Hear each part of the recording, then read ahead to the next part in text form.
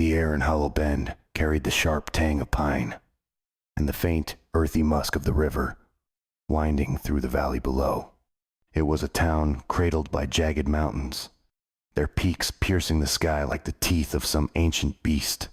The streets were narrow, lined with weathered clapboard houses and flickering street lights that buzzed faintly in the dusk. To an outsider, it might have seemed quaint, frozen in time, a postcard of small-town life. But to Lena Carver, it was a cage she'd never quite escaped. Lena was 32, with dark hair that fell in loose waves over her shoulders and eyes that held a quiet storm gray green, like the river after a rain. She'd grown up here, left for a fleeting taste of freedom in the city, then returned 5 years ago when her mother's health failed. Now, she ran the town's only coffee shop, The Drift, a cozy spot with mismatched chairs and a chalkboard menu that hadn't changed in a decade. She was the kind of person everyone knew, but no one truly understood friendly enough, but guarded, her smiles never quite reaching her eyes. That evening, as the last customer shuffled out and the sky bruised purple beyond the shop's fogged windows, Lena locked the door and exhaled. The day had been long, the kind that gnawed at her bone-senless chatter about the upcoming harvest fair, the same faces ordering the same drinks. She flipped the close sign, her fingers lingering on the cold glass, when a shadow moved outside. She froze. It wasn't the wind rustling the pines or a stray dog nosing through the alley. It was Deliberatea's silhouette, tall and lean, pausing just beyond the streetlight's glow. Her pulse quickened. Hollow Bend wasn't a place for strangers, not this late. She squinted, her breath fogging the window, but the figure turned and vanished down the street. "Get a grip," she muttered, shaking her head. She grabbed her Coeda faded denim thing with frayed cuffs and stepped into the night, locking up behind her. The air bit at her cheeks as she started the short walk home, her boots crunching on gravel. The town was silent, save for the distant hum of the river and the occasional creak of a shutter in the breeze. But the unease clung to her, a weight she couldn't shake. When she reached her porch, a small, sagging affair attached to a house, painted the color of faded sage, she stopped. A letter sat tucked beneath her doormat, its edges curling in the damp air. No stamp, no address, just her name scrawled in sharp, slanted handwriting. Lena. Her stomach twisted. She hadn't told anyone she'd be home late tonight. No one should have been here. Inside, under the dim glow of her kitchen light, she tore the envelope open. A single sheet of paper slid out, the words typed in stark black ink. "I know what you did 7 years ago. Meet me at the old mill tomorrow midnight. Come alone or everyone finds out." Her hands trembled, the paper crinkling as her grip tightened. 7 years ago, the summer she'd left Hollow Bend, chasing a life beyond these mountains. She'd buried that chapter deep nights of reckless choices. A man named Cole. A promise broken. She told herself it was behind her, that the past couldn't claw its way back. But someone knew. Someone had been watching. She sank into a chair, the wood creaking under her weight, and stared at the note. Her mind raced. Cole was long gone last, she'd heard. He'd moved across the country. Her mother was dead, her old friends scattered. Who could have written this? And why now? The clock on the wall ticked toward 11. She could ignore it, burn the note, pretend it never existed. But the threat lingered like smoke. Everyone finds out. Hollow Bend thrived on secrets. They were its currency, traded in hushed tones over coffee cups. If this got out, whatever this was, she'd lose everything. The shop, her fragile peace, the life she'd rebuilt. She stood, resolve hardening in her chest. She'd go to the mill. Not because she was afraid, but because she needed answers. She grabbed a flashlight. Her father's old hunting knife from a drawer rusted, but sharpened her keys. The night swallowed her as she stepped outside, wind whispering through the pines. The old mill loomed at the edge of town, a skeletal ruin of splintered beams and rusted machinery, abandoned since the 80s. Its shadow stretched across the riverbank as Lena approached, her flashlight cutting through the dark. The air here was heavier, thick, with the scent of damp wood and decay. She checked her watch, 11:58. Her heart thudded against her ribs. A twig snapped behind her. She whirled, the beam of light swinging wildly, catching nothing but trees. "Who's there?" she called, her voice steady, despite the tremor in her hands. Silence answered, until footsteps crunched closer, deliberate and slow. A figure emerged from the shadows, face obscured by a hood. "Lena," they said, voice low and rough, tinged with something familiar. "You came. Who are you?" she demanded, gripping the knife tighter. "What do you want?" The figure stepped forward, the moonlight catching their features for a fleeting second, sharp cheekbones, a scar across the jaw. Her breath caught. She knew that face. But before she could speak, they tossed something at her feet, a thick envelope, bulging with cash. Hundreds, maybe thousands. "Take it," they said, "and keep your mouth shut, or next time it's not money I bring." They turned to leave, melting back into the dark. Lena stared at the envelope, her mind reeling. Cash. A threat. A past she couldn't outrun. She knelt, fingers brushing the bills, when a second sound split, the night a car engine roaring to life nearby, headlights flaring through the trees. Someone else was here, watching. Lena's breath hitched as the headlights sliced through the darkness, pinning her in their glare like a deer on a back road. The engine growled, a low, predatory hum that vibrated through the damp earth beneath her boots. She clutched the envelope, its weight suddenly heavier than the knife in her other hand, and bolted toward the mill's crumbling walls. The beam of her flashlight bounced wildly as she ducked behind a rusted beam, heart slamming against her ribs. The car didn't move closer. Its lights lingered, stark and unblinking, casting long shadows that twisted the trees into gnarled specters. She pressed her back to the splintered wood, the scent of rot and river mud thick in her nose. Who was it? The figure with the scar, someone she knew but couldn't place, had just vanished into the night. This had to be someone else. Someone who'd seen the exchange. Minutes stretched into eternity. Then, with a guttural rev, the engine cut off. Silence flooded back, broken only by the rush of the river and the faint drip of water somewhere in the mill's depths. Lena risked a glance. The headlights dimmed, and the Caradark sedan, its make obscured by distant, sat motionless. No doors opened. No one emerged. It was a warning, she realized.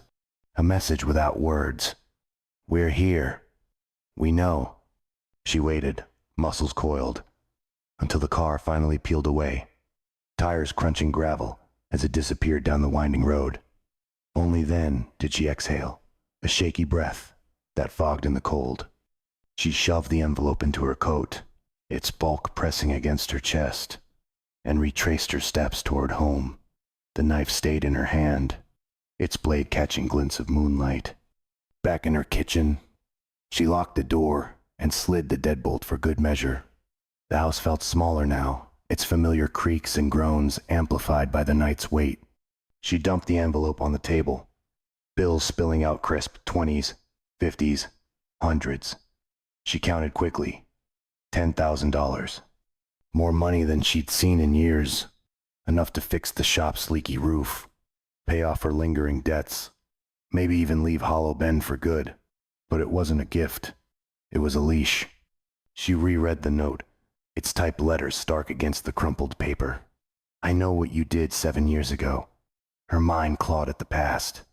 7 years ago, she'd been 25. Restless. Running from this town with Cole Grayson charming. Reckless Cole, with his crooked grin and promises of a bigger life. They'd scrape by in the city, chasing odd jobs and fleeting highs, until it all unraveled. A fight, a betrayal. She'd left him in a dingy apartment with a busted lock and never looked back.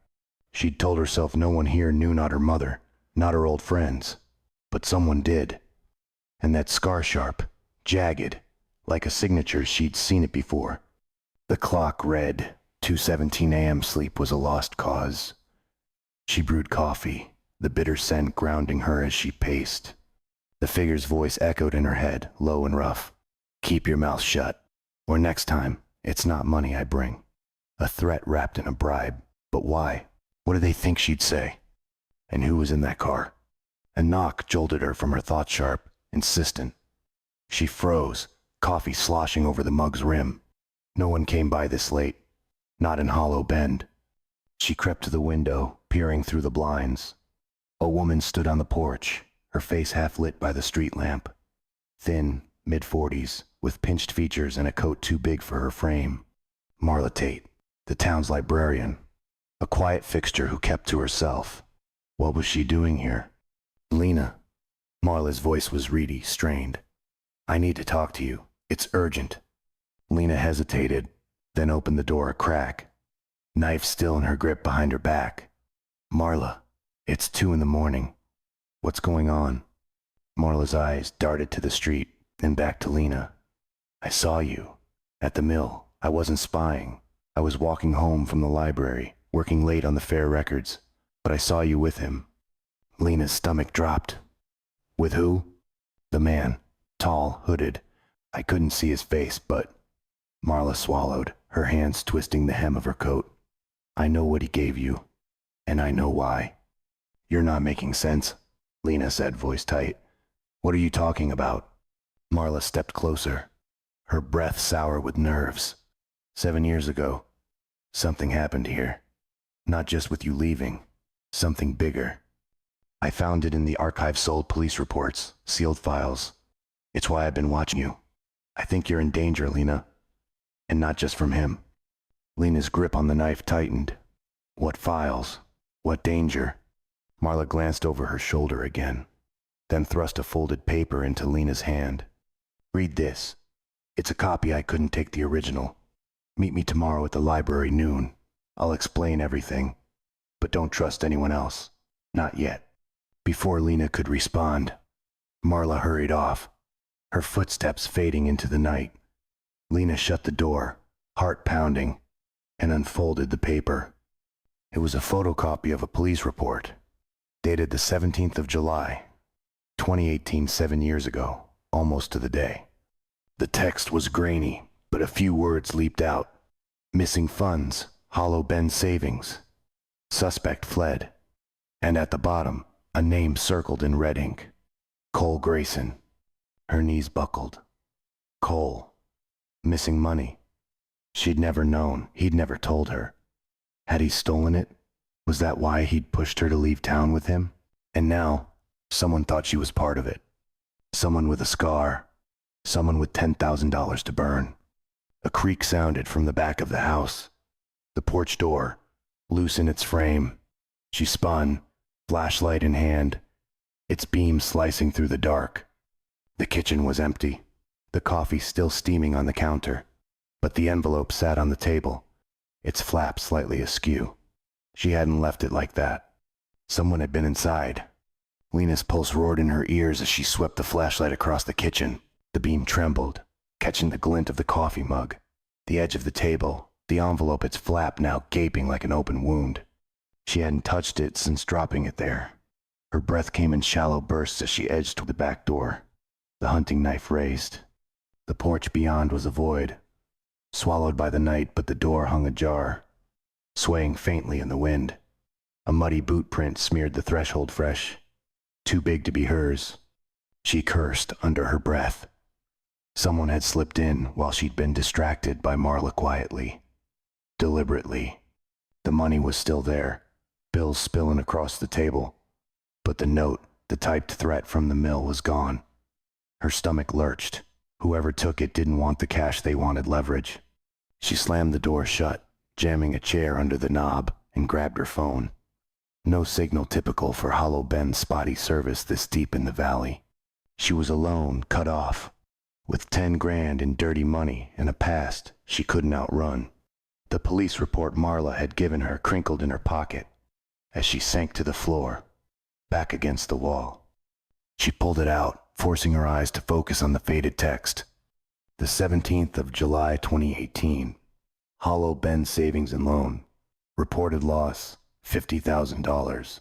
Suspect, Cole Grayson, 27, employee. Last seen fleeing town limits. Case unresolved, insufficient evidence. Below, a scribbled note in red ink, Marla's handwriting. Check the mill. It's connected. Lena's mind reeled. Cole had worked at the bank that summer. A temp job he'd bragged about, easy hours, decent pay. She'd never suspected he'd stolen anything, let alone $50,000. Had he taken it and run, dragging her along as a cover? Or had she been a pawn, oblivious to his scheme? She pressed her palms to her eyes, the memory of his voice surfacing smooth, coaxing. Let's get out of here, Lena. Just you and me. She'd thought it was love. Maybe it was a lie. The scar-faced figure at the mill flashed in her mind, tall, familiar, his voice a gravelly echo. Could it be Cole? No, the build was wrong, the scar too distinct. Cole's face had been unmarred, boyish, even in his recklessness. This was someone else, someone tied to that summer, someone who thought she knew more than she did. A sharp rap at the front door jolted her upright. She gripped the knife, creeping to the window. A man stood on the porch, broad-shouldered, late 30s, with a mop of dark hair and a leather jacket scuffed at the elbows. He knocked again, louder. Lena? You in there? It's Jace. Jace Harrow, the town's mechanic. A loner who kept his garage on the outskirts and his past to himself. They'd gone to school together, shared a few beers over the years, but he wasn't the type to show up unannounced. She cracked the door, keeping the knife low. What do you want, Jace? It's late. His brown eyes flicked past her, scanning the room before settling on her face. Saw your lights on. Figured you might be up. Can I come in? She hesitated. His tone was casual, but his jaw was tight, his hands shoved deep in his pockets. Why? Got something to tell you, he said, lowering his voice. About the mill. Saw you there tonight. Her grip on the knife tightened. You were in that car. He frowned, then shook his head. Number I was on foot, cutting through the wood shortcut home from the garage. But I saw you with someone. Hooded guy, dropped something. Then that sedan rolled up. I ducked out before they spotted me. Lena studied him. Jace had a reputation for honest dibbling, even, but this felt too convenient. Why didn't you say anything then? Didn't want to get involved, he admitted, shifting his weight. But I heard something after. Overheard it at the diner this morning, couple of guys talking low. Said someone's been asking around about you. About 7 years back. Thought you should know. Who? She pressed. Who's asking? Didn't catch names. Outsiders, maybe. Rough types. One had a scar. He tapped his jaw. Like that. Her blood ran cold. The man from the mill. What did they want?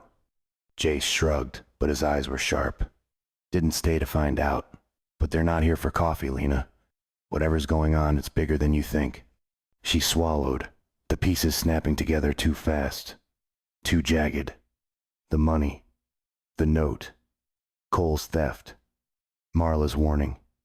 And now this stranger's hunting her past. Thanks, she said, voice clipped. I'll handle it. He lingered, then nodded. Watch yourself. Hollow Ben's got eyes everywhere. He turned and melted into the night, leaving her with the echo of his words. She locked the door, her mind racing. The mill again, Marla's note had pointed there too. Whatever Cole had done, whatever he'd taken, it started there. She glanced at the clock. 4:03 a.m. dawn was hours away, but sleep was a fantasy now. She needed answers before the scar-faced man came back, before the sedan's driver made their move. She grabbed her coat, the flashlight, and the knife, shoving the cash into a drawer. The police report stayed in her pocket, a map to the truth she couldn't ignore. The mill was a half-hour walk. Less if she cut through the woods. She'd go now, while the town slept, while the shadows still hit her. Outside, the air was sharp, the pines swaying in a restless wind. She moved quickly, her boots silent on the dirt path. The mill loomed ahead, its silhouette a hulking ghost against the mountains. She clicked off the flashlight as she neared, letting her eyes adjust. The river's murmur masked her steps as she slipped inside, past the broken beams and rusted gears. A faint scrape stopped her, cold metal on metal, Deep within the structure, she crouched, peering through the gloom. A figure moved near the far wall, hunched over something box maybe, or a crate. Not the Scarface man, this one was shorter, stockier. They straightened, turning just enough for the moonlight to catch their face. Marla. She held a crowbar, prying at a panel in the mill's floor. Before Lena could call out, the panel gave way with a groan, revealing a dark hollow beneath. Marla reached in, pulling out a small, weathered bag canvas, stained with age. She unzipped it, and even from a distance, Lena saw the glint of cash. Stacks of it. Marla froze, head snapping up. "Who's there?" she hissed, clutching the bag. Lena stepped forward, knife in hand. "What the hell are you doing?" Marla's eyes widened, then narrowed. "Lena, you shouldn't be here." "Neither should you." Lena shot back. "What's in the bag? And don't lie to me." Marla's lips pressed thin. "It's the rest of it, what Cole took. I've been looking for it since." A beam of light cut through the mill headlights, swinging fast from the road. Tires crunched gravel outside. Marla cursed, shoving the bag to her coat. "They're here. Run." But before Lena could move, a voice barked from the entrance cold, commanding. "Stay where you are, both of you." The Scarface man stepped into view, a pistol gleaming in his hand. Lena's breath caught as the scar-faced man advanced, his pistol steady, its barrel catching the moonlight streaming through the mill's broken roof. The air thickened with tension, the river's rush outside a distant roar against the thudding in her chest. Marla stood rigid beside her, the canvas bag bulging under her coat, her crowbar dangling uselessly at her side. The man's scarred jaw twitched as he stopped a few feet away, his hood pushed back to reveal flint-hard eyes and a face weathered by years Lena couldn't place. "Drop the knife," he said, voice like gravel over steel. "Now." Lena's fingers tightened on the blade, her mind racing. She could lunge, take her chances, but the gun was a cold promise she couldn't outrun. Slowly she let it fall, the metal clattering against the mill's rotting floor. Marla flinched but said nothing, her breath shallow and quick. "Good," he grunted, kicking the knife aside. "Now the bag, Marla. Hand it over." Marla's grip on her coat tightened. "You don't get it, do you? This isn't yours." "It's not yours either," he snapped, stepping closer. "You think I don't know what you've been digging for? 7 years, and you're still chasing ghosts?